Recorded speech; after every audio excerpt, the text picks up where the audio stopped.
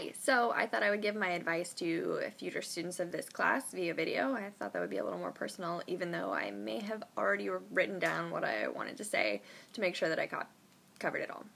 So it might look a little like I'm reading off a script, which I basically am, but still this is my shining face telling future students that you should definitely take this class. And I say that not recommending a lot of classes, and admittedly when I first looked at the rubric I was kind of like, yeah, okay, digital citizenship and literacy, I mean, legal issues, I mean, that doesn't sound terribly interesting, and I was expecting to have already covered a lot of it through my previous library and information science degree, but I was wrong. I was definitely very wrong. I'd had covered some of the material before, in fact, but not to the depth and not in the same context as this class, so that was really helpful. I was exposed to tons of new thoughts, not only through the assignments and the things that we read and the videos that we watched, but also from the variety that was in the form of my classmates. We all came from such different backgrounds. We were all focused on very different things, so it was really interesting to see the topics of the class through those lenses, I suppose. That was the most info, really. Taking the broad topics, getting to play around with that information, grappling it within my own realm of library and information science, and talking about that same issue in all these other realms. It's also really hard to get this feeling of connectedness and classmates and this cohort idea that's come up before. It's really hard to get that in distance classes, but I definitely think that that's what's most valuable, and it's really cool. So I appreciated that we were able to get some of that aspect through this class. Let's see. Other things, the choice assignments, I really didn't like them in the beginning. I thought they were trying to force a little too much creativity, and I thought they were really broad and open-ended, which for my learning style is a big no-no. But by the end, I was looking forward to them. Some of them I avoided much more than others, but some of them, I mean, they were built to address all types of learning styles. So the more written, the more textual, the more straightforward assignments, I felt better doing those. So it was a good option to see how all of us could kind of create something unique and learn in a method that worked really uniquely for us. I appreciated that. Let's see. What else? I also liked in general how broad our assignments were.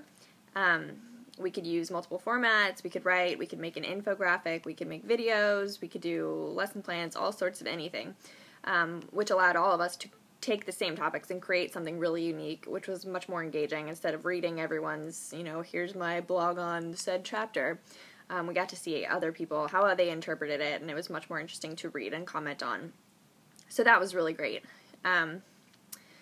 And also the fact that we utilized technology in everything we did, whether creating our blogs, blinging them out, making infographics that created timelines, learned to use tools like news feeds, like Feedly.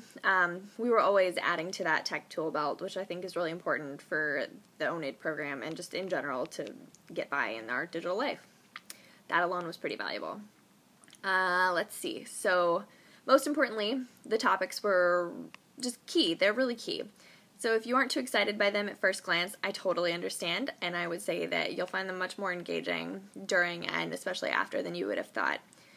You'll also be really glad that you took the time to actually learn about them because they're really important. Digital citizenship is a really key issue right now, and yet it's super complex. As soon as you'll just open up multiple cans of multiple worms. It's mind-blowing how many questions I came away with. I felt like I got some answers, but it more so opened up my mind into what kind of questions I should be asking and I need to be asking to get the most out of my digital life, my life in society as we know it, with the role of technology and just how everything's changing. I feel like I'm much more a participant. As I really like that Haley said, the active participant as opposed to just not having any say in your digital citizenship. And that being an active participant is what makes you a citizen.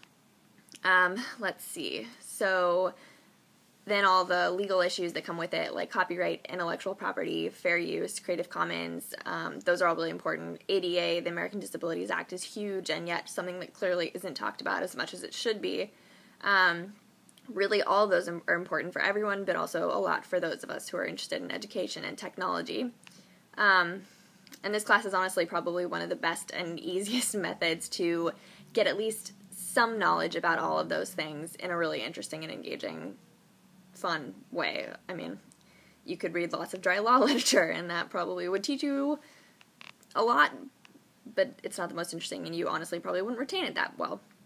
So I think I have one last piece of advice, and Chris will not be surprised by this, but if you have a previous website that you've already used to create your portfolio for the ONID program, or if you just have a main website that you use, I would say definitely migrate it over to Reclaim Hosting if he still is using that. I didn't want to because I was a little agitated at having to create multiple sites on different domains for 2 different classes and having to pay the price for having 2 different domains. But now I'm also currently continuing to pay for 2 websites, and my portfolio work is spread out between 2 different domains, which is kind of a hassle. It's not ideal in the least. So if you already have a site, it might be a hassle to do the migration process, but I think it would be worth it in the end. So since Chris knows this was one of my big pet peeves about the class, which is really not that big, relatively speaking, maybe it won't even be an issue for those of you who are taking the class next time. So otherwise, I strongly suggest that you take it. Just do it and you'll be glad that you did. I enjoyed it.